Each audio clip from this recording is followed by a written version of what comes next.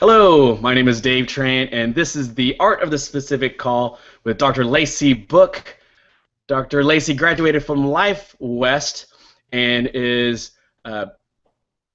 based in Dublin, California, at the Specific Chiropractic Center. Dr. Lacey. Hi, Dave. How are you? I'm good. Yeah, thank you for doing this. Of course, anytime.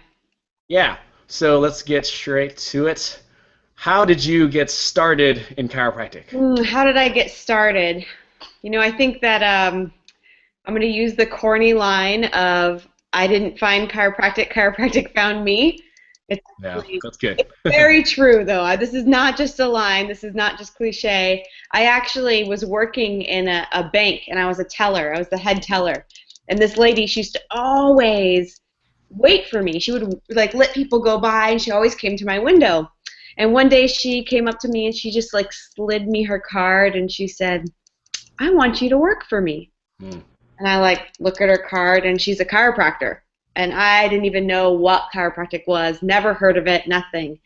Ended up going to her office and checking it out. She had all these women and ended up falling in love with the office, ended up working there, and here I am. Oh, yeah. So that's Almost a 6 years. management tip right there is go to all the banks, find the awesome people, and be sure to have your business cards with you just to slide across. That's awesome. Honestly, that is the best way to get a CA. If you ever are looking for a good way to get a CA, you go to a restaurant, you find a good server, you go to a bank, you go to any area, and when somebody has that kind of skill, and they're really, really good at what they do, a lot of times it will translate into a great chiropractic assistant. I have actually hired women that way for some of the offices that I manage. That's a great tip. Yeah.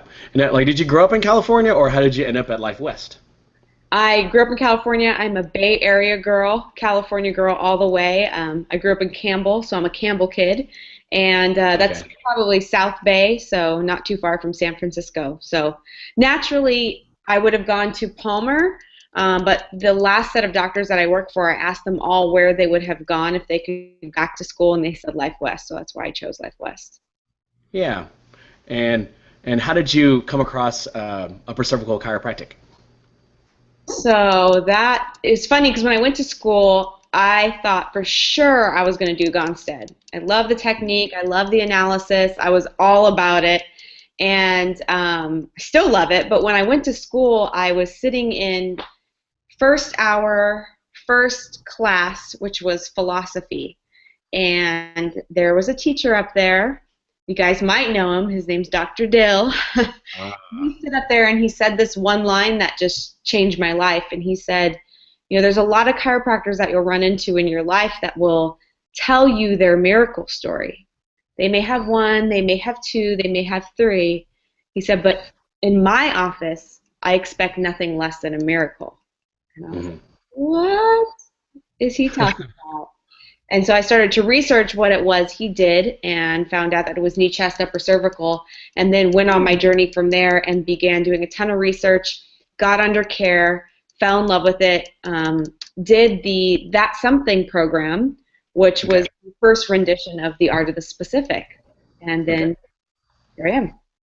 And that's a really good point that you make was, a lot of students are kind of wrapping their heads around technique, and a lot of times students just want to go to a technique seminar and just learn how to adjust, Yeah.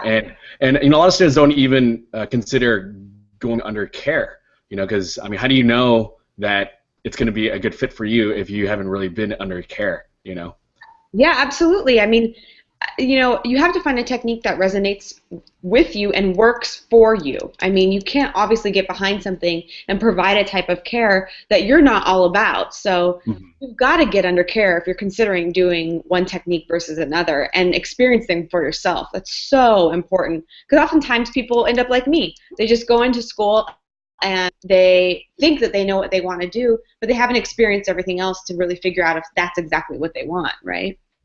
Yeah, exactly. It also could go both ways too, because I do understand students are very busy with school and they have to um, pass their classes and so forth like that. But if we expect to get patients under care and we want them to stick with their treatment plans and stuff like that too. I mean, we have to kind of go along with the process as well too. So yeah. And what was it about upper cervical that made you kind of inspired by it and to continue and to now practice? For me, I mean, honestly, and this is just my experience and what I've seen in the course of my chiropractic lifetime, working in chiropractic offices, I worked in chiropractic offices for almost 8 years before I went to chiropractic school. Mm-hmm. I worked for doctors that did all sorts of things, and I fell in love with what chiropractic did for people, that people got well, people felt better. But a lot of times I saw people coming back for the same things over and over. I had some health issues of my own that chiropractic helped me in my life, but I never had full resolution with. Mm-hmm. I got under care with upper cervical care. I had resolution to my issues. And I noticed that in taking care of people, I also find that by doing this specific technique, they get resolution and they're not coming back for the same problems over and over. So for me, it was that one cause, one cure thing that we're looking for. Mm-hmm. And that's what I find when I take care of people still. Yeah.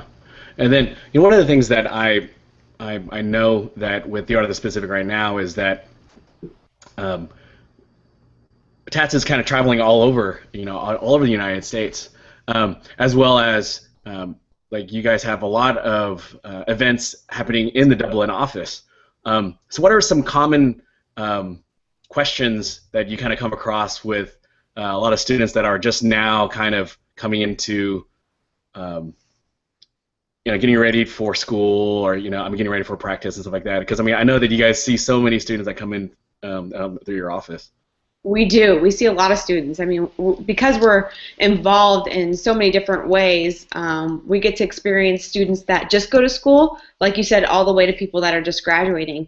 And obviously, the evolution of questioning that they have is very different from start to finish. And so, I think in the beginning, people are coming in, chiropractic students are coming in, and they're just searching. They're not exactly sure what they want to do. They're looking for a strong foundation. And so it's more of just, where do I go? Where do I start? Yeah. I think that you go into, I think I see in students, they go into chiropractic school thinking that they're going to get chiropractic. Yeah. And when you get there, all of a sudden you have this kind of slap to the face that that's not really what's happening. You are in chiropractic school to pass boards. And that's what you're getting. You're not getting true chiropractic. So at the very beginning, students are having a yearning and wanting to know, where do I get that? And so that's always the start. Yeah. And then at the end, now, I mean, people are getting out of school and they've learned all this stuff about chiropractic. And now it's like, what do I do as far as my business is concerned? I have a better understanding of chiropractic and a better hold on the technique that I want to do and how I want to help people and how I want to talk to people. But how do I run the mechanics of it? How do I get my business flourishing? How do I handle lease negotiations? Now, how do I create a business plan? So the evolution is very different depending on where they are in their chiropractic journey. Yeah, and I had the fortunate opportunity to come visit your office, which I appreciate that a lot. And that's the cool thing about a lot of the specific offices out in California, and now there's offices in Utah and Colorado, and soon to be Atlanta, as well as Hawaii. But the one thing that's really cool about it was that I was able to kind of come in and kind of like see what you do. It wasn't one of those weird kind of tours where like I come in and like, oh yeah, here's this, thanks for coming, inviting me out to the door. But it was a really great experience. So if any students like watching this right now, want to see what the offices do and how Lacey practices and so forth like that, it's a great opportunity to take advantage. If you're in Life West, or what I did, I flew across the country to come visit. So it really kind of allowed me to see how everything worked, and and I really resonated with it too. So sometimes you kind of have to see it to kind of wrap your head around it. And if you're just joining us right now, we are speaking with Dr. Lacey Book out in California, not so much Dublin, and this is the Art of the Specific call for this team. So, Dr. Lacey, what do you kind of see for chiropractic in the next couple of years? I mean, what would you like to see the evolution of chiropractic kind of moving along towards? Well, I think that was two questions. You said, what do I see? And what would I like to see? And those are very, very different things. It's really interesting. I mean, if you just kind of look at chiropractic as a whole, I mean, the pendulum has this ability to swing, right? Mm-hmm. And I think right now, at least in our world, as far as upper cervical is concerned, the pendulum is swinging back into the upper cervical world. And people and doctors and students alike are all searching for something different, something unique, and something that's pure chiropractic. Yeah. We're in a huge battle right now within our own profession. I mean, there's one side that's like straight chiropractic, and then there's another side that's trying to bring drugs into chiropractic. Mm-hmm. So right now, the people that are sitting in the middle, I think they're starting to get a little edgy and a little uncomfortable. And in fact, that's exactly what I would like to see. Right? Yeah. I would like to see some people get uncomfortable to figure out what side they're on so that we can clearly define what it is we do and make sure that we can keep this thing called chiropractic. Yeah.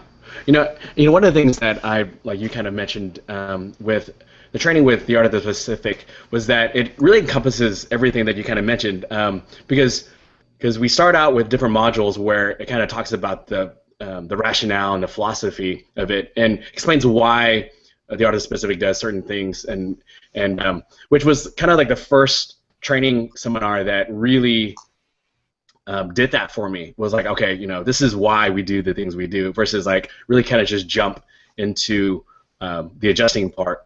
What do you think? What do you think that? What do you think that students? What do you think that students are always so eager to learn about? Because I was definitely the same way too. Why do you think it's like so innate in students that just want to learn and jump straight for the adjustment? You know, I mean, because everybody wants the adjusting module to be first. Yeah. No, absolutely. I mean, I think that we are just conditioned to believe that chiropractic is all about the adjustment. Yeah. Right? I mean, that's what we're taught. Chiropractic is about the adjustment. But chiropractic, as you know through your studies and what I've learned in my chiropractic lifetime, is chiropractic is not about the adjustment.